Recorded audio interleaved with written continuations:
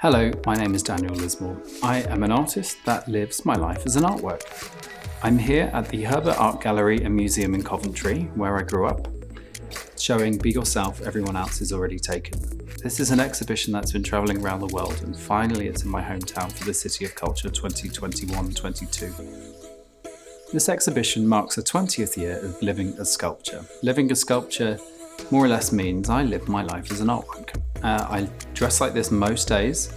I don't really wear t-shirt and jeans. And by dressing as an artwork or living sculpture, I mean every day I wake up, I look in the mirror and I adorn my body, as we all do every day. And for me, I dress in colour, texture and shape, and I come up with how I want to present that day. And that's just how I live. I go to the shops like that. I go to restaurants and I take public transport too. There's over 7,000 objects in the exhibition. I've been very fortunate to be able to travel the world and see many things. And for me, it's a reflection of the people I've met along the way, things I've made, collaborations, and there's thousands of stories in every piece. So each piece is made maybe of 100 pieces. There's 60 pieces, including my archives from the English National Opera, The Mask of Orpheus, which I designed in 2019.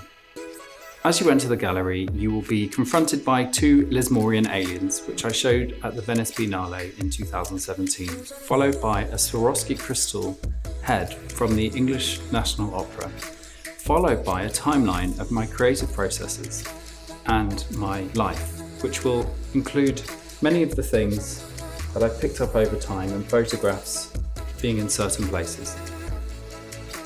You will then enter a room which is full of all the things that surround me in my everyday life, including inspiration, photographs, artwork, books, and many other things. In this space, you can watch my TED Talks and many of the other films that I've made over the years. As you enter Gallery 4, you'll be hit by a shocking pink, red, and an orange, and these will be juxtaposed to monochromatic sculptures. I usually work in colour, texture and shapes, and here you'll see some of the more extreme pieces in the collection. In the centre of the room, you'll be met by the Viscount. It's wearing a Philip Tracy Boy George hat, a dome which was originally made as a skirt for Azealia Banks and I wore on my head for the MTV Awards. This dome became a signature of mine over time, and you'll see many throughout the exhibition. The dress down below is a sequin and crystal dress which took months to make, and it's all hand done based on scarification. And there's a ripped Alexander McQueen dress draped around its shoulders. This sculpture is called the Princess. It's wearing a Prince Charles and Diana t-shirt. This t-shirt I salvaged from the Burn Punk London collection.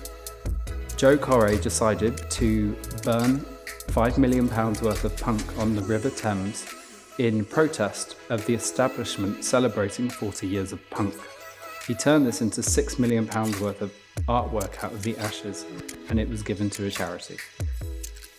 It's wearing a Soropol Couture Spanish lace mantilla, Meow necklace, Vivienne Westwood Climate Revolution pin, Levi Palmer shirt, and it has steel shoulders. Gallery 5 is split into two sections, one of them focusing on my activism over the years. This will address being an ambassador for Cool Earth, who work a lot in climate change. It would also talk about the work that I did with Greenpeace this summer, and a lot of the human rights and climate activism that I've done over the years. The other half of Gallery 5 is a commission that I did for the English National Opera.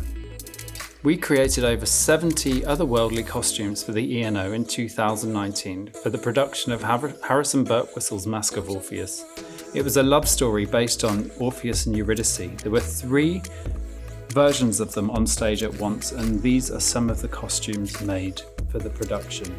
They're all made either sustainably using old materials with 400,000 upcycled Swarovski crystals. As you enter Gallery 5, you'll meet Poseidon. It's holding a ban destructive fishing placard. This was commissioned by Greenpeace in the summer of 2021, and it is made of 100% sustainable materials and pieces we found in the ocean.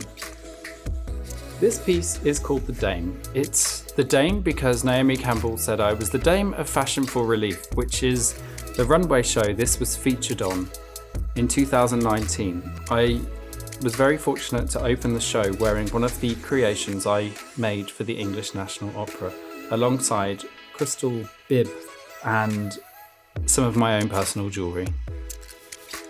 As you enter Gallery 6, you'll be met by some very colourful characters.